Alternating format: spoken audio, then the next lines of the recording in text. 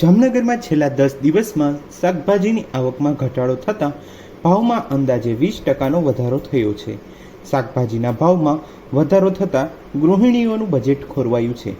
ગૃહિણીઓ જે શાક પહેલાં 1.5 થી 2 કિલો લેતી હતી તે હવે 250 થી 500 ગ્રામ સુધી લઈ શકાય છે, તેમ જામનગરના વેપારીઓએ જણાવ્યું હતું. ઉનાળો વિધિવત રીતે વિદાય લે અને ચોમાસાની શરૂઆત થાય તે પહેલાં જ શાકભાજીની આવકમાં અંદાજે 20%નો ઘટાડો નોંધાયો છે.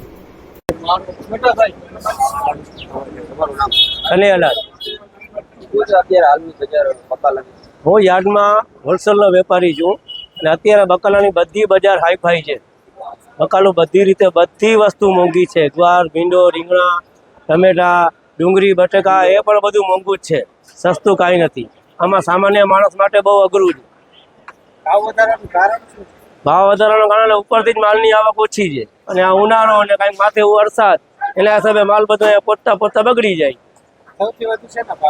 સૌથી વધી ગુવાર 130 રૂપિયા જથ્થાબંધનો ભાવ છે અત્યારે. એ હતો 70 રૂપિયા ને 130 પહોંચ્યું જ. હજી વધશે ભાવ. વરસાદ પડે એટલે હજી માલના બકાલાના ભાવમાં વધારો થશે. આમાં સામાન્ય માણસ માટે તો બહુ અઘરું છે, કારણ કે સામાન્ય માણસ આ બકાલું લઈ જ નથી શકતો. આજ કોઈ પણ ગરીબ માણસ બકાલું લેવા નીકળે એટલે ઓછામાં ઓછા 300 રૂપિયા જોઈએ ને બકાલું લેવા જાય. જામનગરમાં મહારાષ્ટ્ર, અમદાવાદ સ્થાનિક સહિતના વિવિધ સ્થળોથી શાકભાજીની આવક થતી હોય છે, પરંતુ બહાર ગામથી આવતા શાકભાજીની આવકમાં પણ ઘટાડો જોવા મળ્યો છે, જેને પગલે સ્થાનિક લેવલથી આવતા શાકભાજીના ભાવમાં પણ વધારો જોવા મળ્યો છે. આથી ડુંગળી, ટમેટા, ગુવાર, ભીંડો, મરચાં, ગલકા, વટાણા સહિતના શાકભાજીમાં ભાવ વધારો નોંધાયો છે.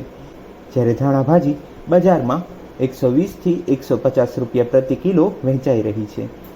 આ સાથે જ ગુવાર પણ 120 થી 130 રૂપિયા પ્રતિ કિલોએ વેચાઈ રહ્યો છે, જેને પગલે મધ્યમ વર્ગે ફરીથી એક વખત મોંઘવારીનો માર સહન કરવાનો વારો આવ્યો છે. Sanjay Nanakrao Vanjani, marketing yard, Hapa. બકાલાની બજાર વધારે છે. તડકાના હિસાબે બધું બકાલું ભરી ગયું છે. અત્યારે કિસાનને નુકસાની. માલ અત્યારે બધું અમદાવાદથી આવે છે.